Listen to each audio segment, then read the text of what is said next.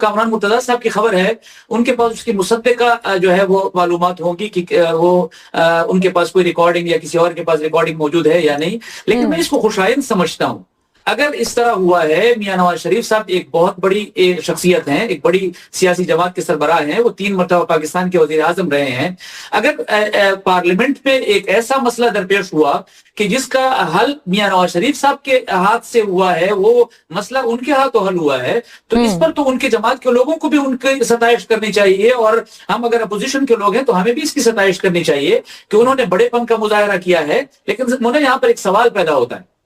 وہ سوال یہ ہے کہ یہ پارلیمنٹ ہم کہتے ہیں مقدس ہے،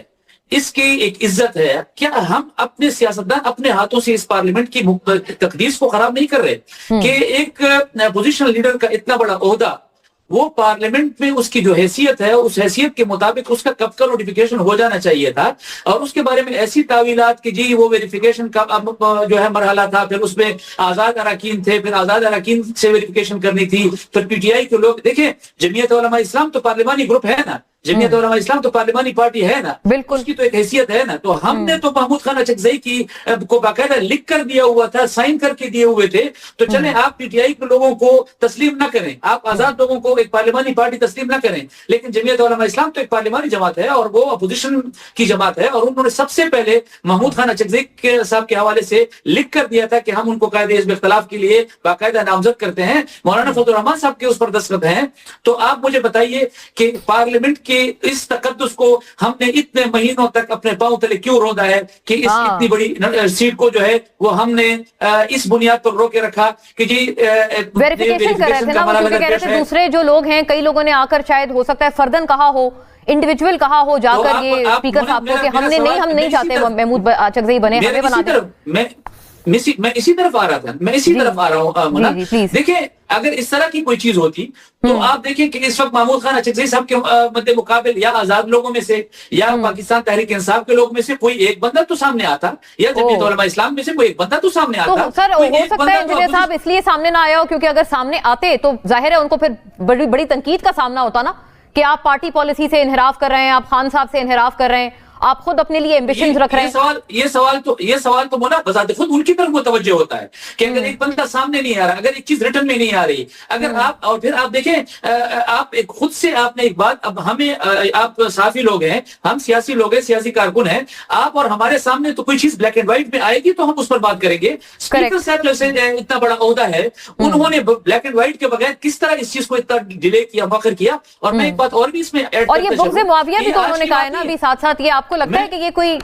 ایسی اسٹریٹجی تھی خان صاحب کی کہ جی بغض معاویہ ہو، یا ظاہر ہے چونکہ آپ لوگوں نے بھی حامی بھری ہے، جے یو ایف اے نے بحیثیت جماعت، تو آپ کو بھی لگتا ہے یہ محمود اچکزئی صاحب کی نومینیشن بغض معاویہ کی کوئی چھوی ہے، اس میں جھلک ہے؟ یہ میں ہوں پہلی، اور بغض معاویہ پر جانے سے پہلے ایک بات، ایک تاریخ کے لیے ایک آپ کے سامنے ایک بات رکھنا چاہتا ہوں، یہ پہلی دفعہ نہیں ہے جو مسلم لیگ نون کی حکومت میں اس طرح ہو رہا ہے۔ اگر آپ کو یاد ہو تو پی ٹی آئی کے لوگوں نے اسمبلی کے فلور پر استعفے دیے تھے 2013 کی اسمبلی میں، اور اتنے مہینوں کے بعد بھی اسمبلی کے فلور پر دیے گئے استعفے ویریفیکیشن کے نام پر قبول نہیں کیے گئے، اور پھر اتنے مہینوں بعد وہ پارلیمنٹ پہ آئے اور پھر دوبارہ پارلیمنٹ کے ممبر بن گئے۔ ہم اپنے سیاسی لوگ جب ہم پارلیمنٹ کے تقدس کو اپنے ہاتھوں پامال کرتے ہیں، پھر ہم اس کا گلہ کس سے کرتے ہیں؟ اچھا، یہ آپ نے بڑی دلچسپ ایک بات ہمیں یاد کروائی ہے کہ یہ ایسا پہلے بھی ہو چکا ہے حذیفہ صاحب، یہ پہلی دفعہ نہیں ہے۔ صحیح بات ہے، یہ بالکل صحیح، ہمیں یاد ہے، ریسنٹ پاسٹ کی بات ہے حذیفہ صاحب۔ جی میں گزارش کروں جی منى عالم صاحبہ، میرے منہ کے الفاظ انہوں نے چھین لیے، میں یہی بات انہیں ایز اے ریفرنس میرے بڑے بھائی نے کوٹ کرنا چاہ رہا تھا کہ تحریک انصاف نے 122 دن میرے خیال سے غالباً اس سے بھی زیادہ اسمبلیوں سے غیر حاضر رہے، اپنے استعفے کھڑے ہو کر دیے، اس کے باوجود اسپیکر نے ایکسیپٹ نہیں کیے، اور جب اسپیکر نے اس کو ڈالا کہ میں ویریفیکیشن کی بنیاد پر اس کو روک رہا ہوں، اور بعد میں آ کر نے استعفے واپس لے لیے، آپ نے تنخواہیں بھی لیں، ہر چیز قبول کیا، تب تو اسپیکر کی پاور موجود تھی۔ اگر اب اسپیکر نے آزاد لوگوں کی طرف سے لکھے ہوئے خط کے بعد کہا کہ چونکہ یہ بہت بڑی تعداد ہے، 5 8 10 لوگ نہیں ہیں، جے یو ایف اے کے ایم این ایز ملا لیں اور اچکزئی صاحب کو ملا لیں، تو پھر بھی پارلیمنٹ کے اندر جو اپوزیشن بینچز ہیں، بڑا جو طبقہ ہے وہ آزاد طبقہ، آزاد اراکین پارلیمنٹ ہے، ان سے اس کی ویریفیکیشن کر لی جائے، تو آپ نے نیریٹو بنا دیا کہ جی اسپیکر حدود سے تجاوز کر رہا ہے، first time in the history of Pakistan کہ 77 ایئرز میں پہلی پارلیمنٹ اس کا اپوزیشن لیڈر نہیں ہے، اور بغیر جو ہے اپوزیشن لیڈر کی اسمبلی چل رہی ہے۔ جان کے آپ نے سب سے زیادہ گالی دے کی پتا ہے کہ جس سے آپ کو یہ امید تھی، حکومت اسٹیبلشمنٹ کو سخت ٹف ٹائم کون دے سکتا ہے، آپ نے اسے نامینیٹ دیا. یہ نہیں دیکھا کہ میرے 76 لوگ جو ہیں میری جماعت کو مینڈیٹ دیے. اگر میں بار بار عوامی مینڈیٹ کی بات کرتا ہوں تو مینڈیٹ عوام نے تحریک انصاف کو دی ہے.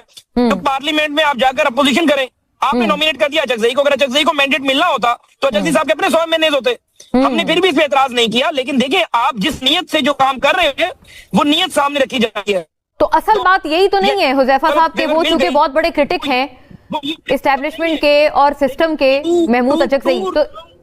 اصل بات کہیں یہی تو نہیں تھی. یہی مطلب اصل جو بات ہے نا، جو اپوزیشن والے لوگ کہتے ہیں، وہ کہتے ہیں آپ نے اس لیے ان کا نوٹیفیکیشن روکا تھا. دس از دا ایکچوئل ریزن. یہ بات نہیں، میں اس کا بات آج میں آپ کو یہ بات کا جواب بھی دے دیتا ہوں. جو اسٹیبلشمنٹ کے اوپر ہمارا یعنی اس ملک میں سب سے آسان کام ہے، آپ کسی کو بھی گالی دے دیں یا کسی پہ تنقید کر دیں. اداروں کے اندر جو لوگ بیٹھے ہوئے ہیں، پولیس کے جو لوگ ہیں، بیوروکریسی کے بیچارے رسپونڈ ہی نہیں کر سکتے. ہماری طرح سازگار تو نہیں ہے. اگر اداروں نے روکنا ہوتا یا اسٹیبلشمنٹ نے اچکزئی پہ کاٹا لگایا ہوا ہوتا تو جس فارم 47 کا آپ لوگ دم بھرتے ہیں، اس فارم 47 میں اچکزئی صاحب MNA کیوں بن گئے؟